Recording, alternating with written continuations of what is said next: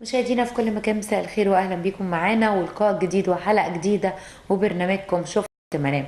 اهلا بيكم في دنيا العقل الباطن، دنيا الاحلام. تعالوا بينا مع بعض نفك رموز وشفرات عقلكم او احلامكم من خلال برنامجنا شفت منام. قبل اي حاجه احب اقول لكم كل سنه وحضراتكم طيبين بمناسبه مولد النبوي الشريف. كل سنه وكل مصر طيبه، كل سنه وحضراتكم طيبين.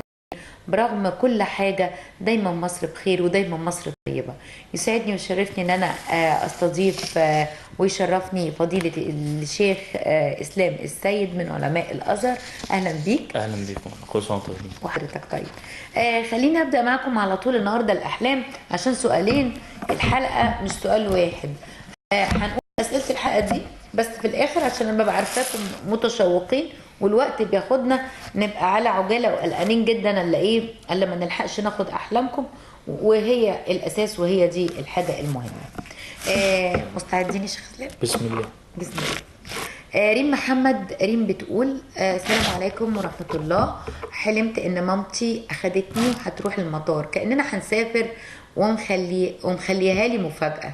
لما رحنا ما كانش معايا باسبور، فلقينا موظفة مسيحية اخدت الاوراق بتاعتي والبطاقة وعملت لي الباسبور بتاعي، لكن قالت لي لازم يتختم من البنك عشان تقدري تصرفي فلوسك. بس ماما كلمتها وقالت خلاص هختمها لك من عندي، وختمت كلمة حميم، وبعدين اخدت الباسبور.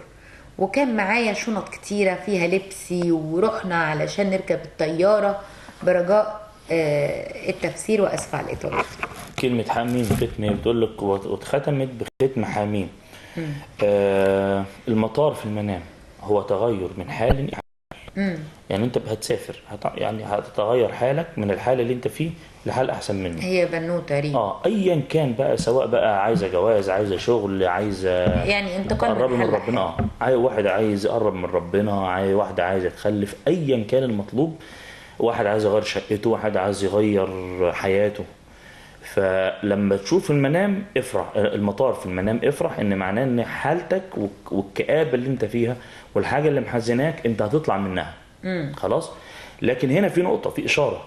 هنا الختم أول حاجة اللي موظفة كانت مسيحية، والمسيحي في المنام نصر، معناه ان ربنا ينصرك على عدوك. ولما يجي كلمة الختم ان تصرفي من البنك، معناها لازم تطلع صدقة. ولما يبقى الختم كلمة حميم، معناها انت محتاجة تلتزمي بأذكار الصباح والمساء. لأن كلمة حميم دي ده من الأسرار التي كان يستخدمها النبي وأصحابه في المعارك. يعني لما كانت المعركة تشتد يقوموا عاملين زي رقية كده ان ربنا يهلك العدو.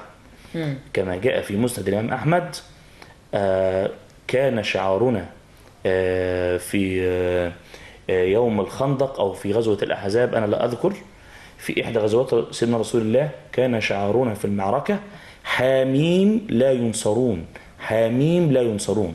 يعني لما تشتد وطأة العدو يوم الصحابة قايلين إيه؟ حاميم لا ينصرون.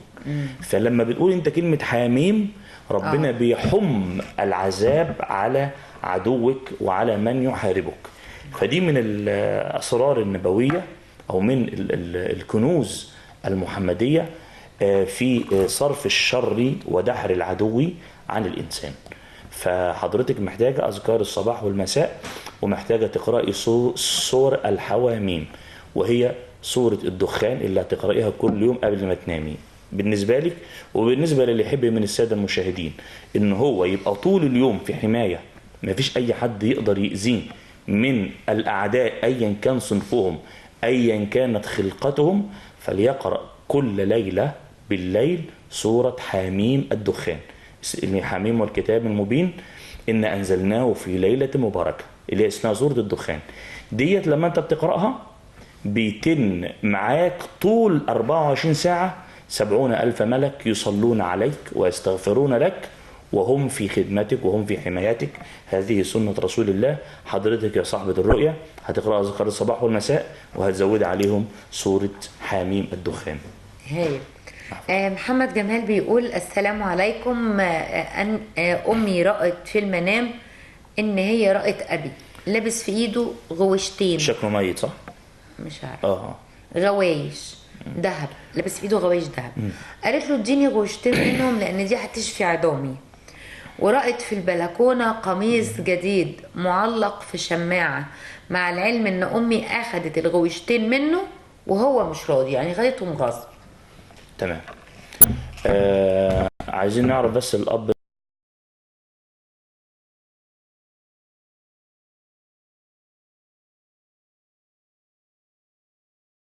ده حي ولا منتقل، على ايا كان هنفسر التفسير. الغوايش في المنام للرجاله هم. تاني، الغوايش في المنام للرجاله هم، بدليل الكلام ده بقى سيدنا النبي فسره صريحا في السنه. كان سيدنا النبي راى سوارين فنفخ فيهما فطارا، نفخ فيهما فتفكوا. فقالوا ما أولتهما يا رسول الله؟ قال مسيلمة صاحب اليمامة وغزوة مش عارف ايه. يعني النبي فسر السوارين بان هم ايه، حاجة مقيداك، خدت بالك؟ فإذا الغوايش في منام للرجالة هم. الرؤية بتقول لك او بتقول لوالدتك شيل الهم عن ابوكي، هو ابوك راجل طيب والظاهر ان هو حي بقى كده، مش عايز يشيل امك الهم، لكن امك هتشيل معاه الهم غصب عنه، وما ده معناه ان امك اصيله.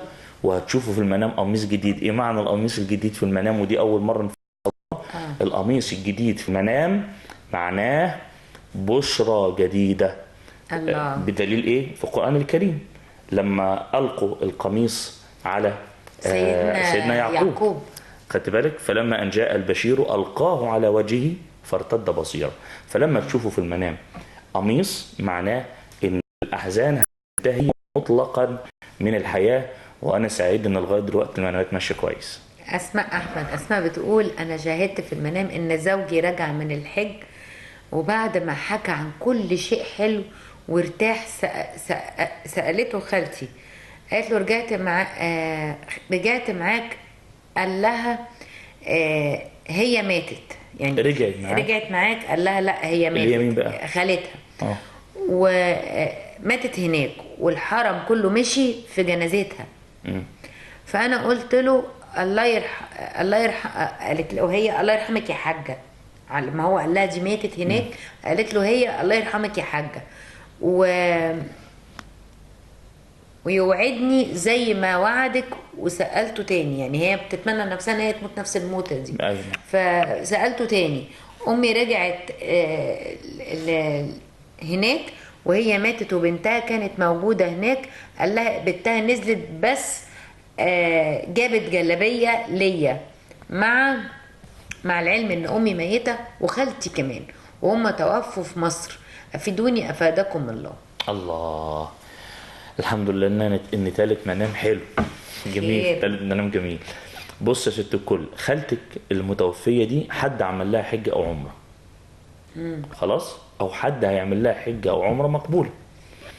واولادها لو كانوا في هم هيزول هذا الهم وهيبقى لهم شأن كبير جدا، فبشريهم. وانتم كمان جاي لكم خير. انتم كمان جاي لكم خير. ادي معنى كلمة جلابية. احتمال يبقى فيه نسب بين الابناء وبعضهم، احتمال يبقى فيه مشاركة، احتمال يبقى فيه خير هيجي لكم من طرف اولاد خالتكم. نعم.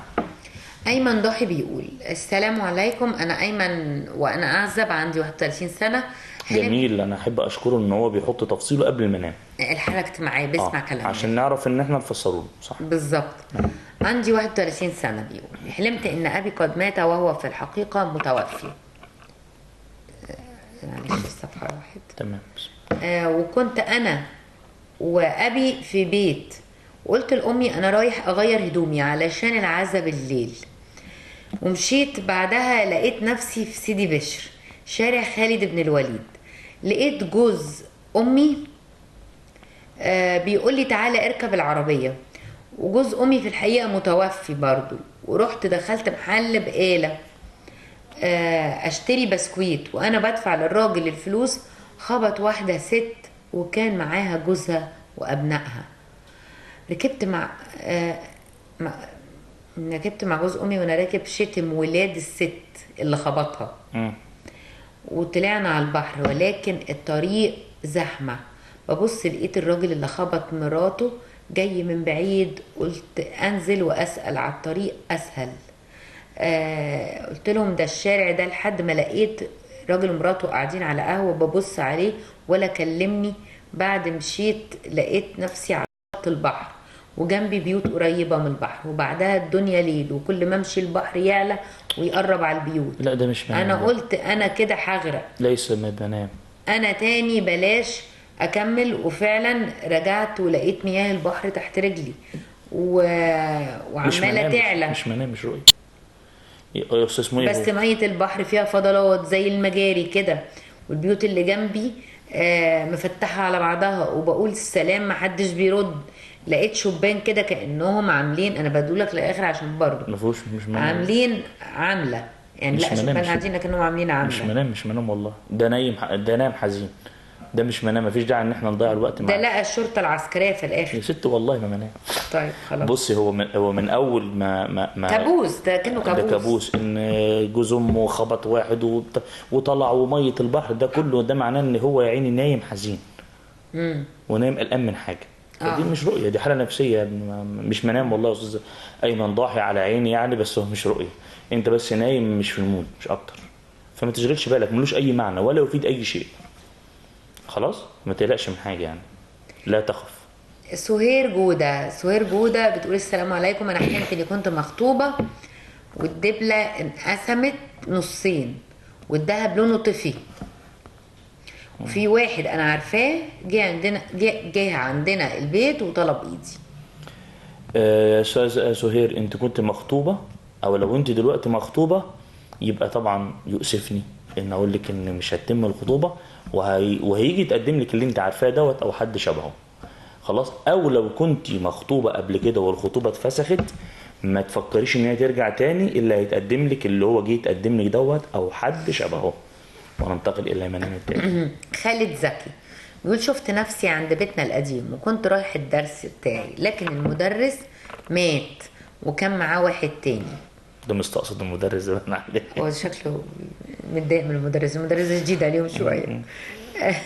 المدرس مات ومعاه واحد شفته في المواصلات وقال لي انه مات، قلت له عارف بس كملت، وكنت رايح متاخر عن الدرس عن معادي يعني.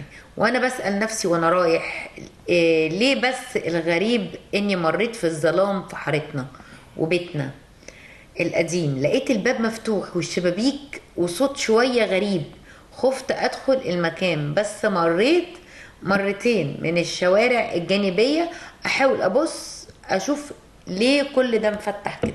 بص يا استاذ، هو اسمه ايه؟ اسمه خالد زكي. يا خالد، لو انت طالب يا حبيبي ركز في الماده بتاعه الاستاذ اللي انت شفت ان هو مات. ركز في مادته، ماشي؟ وابعد عن السكه الضلمه اللي هي المعاصي والخزعبلات والخرافات والحاجات اللي مضيعه الشباب اليومين دولت، علشان دي ممكن تاثر على مجريات الدراسه بتاعه حضرتك. لكن هو كلام واضح اهو. الشباب اليومين دولت، مش عايز اطول ولا اخرج عن النص، الشباب اليومين دولت داخلين في حاجات غريبه خالص، وطقوس غريبه وافكار غريبه. الحاجات دي بتدخلهم شياطين، الشياطين دي في الاخر بتدمر مستقبلهم. والمنام بيحذرك من انك تسلك اما طريق المعاصي او اي طريق مظلم ممكن ياثر على مستقبلك، وخاصه الماده ديت. فذاكر وركز مع الله. كريم احمد بيقول السلام عليكم، في البدايه احب اشكر كل اسره البرنامج والشيخ اسلام، ميرسي ليكم.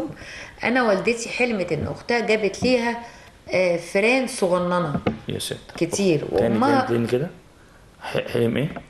مامته حلمت ان اختها جابت لها اختها اللي هي خالته. اختها اللي هي خالته جابت لها فران صغننه حلوين كده. حلو، ماشي، حاجه جميله كده، ماشي. فران صغننه كتير، وامها بتدوس وبتموتهم زي جدته اللي عماله تدوس. وامي دي في مشكله بينها وبين اختها اللي جابت لها الفران الصغننه. يمكن هيصطلحوا بقى، هتجيب لها هديه فران. والله يعني ربنا يهدي النفوس ويصلح الاحوال، و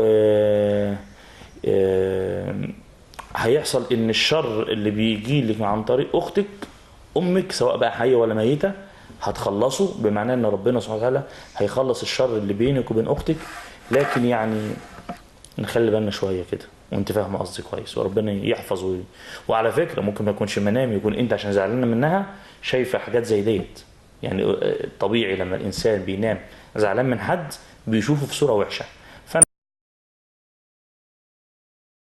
عايزك تستعيذ بالله من الشيطان الرجيم، وقل لعبادي يقول التي هي احسن ان الشيطان ينزغ بينهم ان الشيطان كان للانسان عدوا مبينا. طيب في علاج للغضب اللي بين الاخوات يعني الاخت واختها او الاخ واخوه او الرحم عموما. في علاج جميل جدا علمه لنا اصحاب سيدنا النبي صلى الله عليه وسلم. قال لك ايه؟ اذا نزغ الشيطان، دي مقولة لاحد الصحابه، اذا نزغ الشيطان بين احدكم وذوي رحمه فليمسه، يعني سلم عليه، فان الرحم اذا مست سكنت. انتوا دم واحد. لما انت تبقى زعلان مع اخوك، مع اختك، مع عمك، مع ابوك، مع ابنك، مع مراتك، ايا كان، المسه، يعني المسه كده بالراحه كده، مجرد ما الدم لمس الدم الغضب هيهدى. فان الرحمه اذا مست سكنت. ودي من الاثار العزيزه يعني اللي ليها قيمه كبيره جدا، ومن الاسرار اللي بتسكن الغضب بين ذوي الرحم. وهو الشيطان شغلته والنفوس يسخن الناس على بعضها، يعني على بعضها. نعم. شرير يعني، هو موجود اساسا ليه؟ نعم، فين الشر؟ عشان يسخن الناس على بعضها. نعم. فما ملناش حاجه الا انت تمشي كده في الدنيا حابب الناس حتى لو شفت منهم الشر. نعم. حب نفسك وحب الناس. نعم. وبص في ورقتك زي ما الناس بتقول دايما، والله بكلمكم بامانه، لو الانسان بص لحاله وبص لبيته وبص لاولاده كويس واتقى ربنا في ولاده، كل اب اتقى ربنا في ولاده كويس وعاش معاهم بما يرضي الله، وفي مراته، وكل ام اتقت ربنا برضو في ولادها وبقت انسانه كويسه، اعتقد ان الدنيا هتهدى شويه. ولو اختك عملت حاجه او اخوك يعمل حاجه، انا ما اعرفش شر اخوه ايه، ما عنديش اخوات، بس عامه يعني انا اعتقد ان دي صله دم. مهما يعمل او مهما تعمل المفروض ان الانسان يعلى بالكلام ده كله، بس هو الشيطان دايما ربنا يصرفه ان شاء الله بيبقى صعب. نجلاء فاضل بتقول السلام عليكم، ممكن تفسروا لي الحلم ده؟ حاضر. بتقول اختي حلمت انها ولدت 4 توائم، بس هي مش عارفاهم، مش عارفه مين دول، هل هم بنات هل هم اولاد، بس اللي هي متاكده منه ان فيهم بنت في ال4 توائم اللي ولدتهم دول. تقول التفسير ايه نجلاء؟ هي جابت اولاد ولا ما جابتش؟ لو ما جابتش اولاد هتحمل ان شاء الله، ربنا يكرمها كده على شهر 4 كده او كمان 4 شهور وتحمل باذن الله. مع العدد الاولاد مالهاش علاقه. طيب يا رب رضاك. بتقول ايه؟ مفيش حاجه اسمها 4 توائم يعني، ده يبقى كارثه. احنا الزياده السكانيه بتحصل لا هو مفيش حاجه اسمها 4 توائم، هو معناه كمان والله كمان بتحصل يا شيخ اسلام. كمان ده هي طفره، كمان 4 شهور او كمان او على شهر 4 ربنا يكرمها بالحمل، بس كده. لو هي محتاجه الايه؟ الحمل. طب ما عندهاش الحمل، هيجي لها حدث سعيد، وما عندها 4 اولاد، هيتخطب واحد، حد فيهم هيتخطبوا كلهم او هيتجوزوا كلهم. عشان كده بنقول لكم يا جماعه، قولوا لنا احنا متجوزين مثلا، عندنا اولاد، حالتي الاجتماعيه كذا، يعني لو عندها 4 اولاد التفسير يبقى مريح. لو عندها 4 اولاد وشافت ان هي جالها 4 توائم، معناها ان اولادك كلهم هيتجوزوا، ما حدش فيهم هيعنس. يا ريت تسمعوا كلام استاذ عزه، وكل واحد بيان كامل عنه عشان اديله بيان تفصيلي المنام الرب. يعني انا ببقى نفسي اعرف مثلا مامتها اللي بتحكي عنها دي، هل هي على قيد الحياه؟ هل هي ظروفها عند كذا ربنا؟ يعني الواحد برضه بيبقى عايز يعرف ايه المشاكل اللي عندها، ايه المرض اللي عندها. الشيخ اسلام الديتيلز يقدر يطلع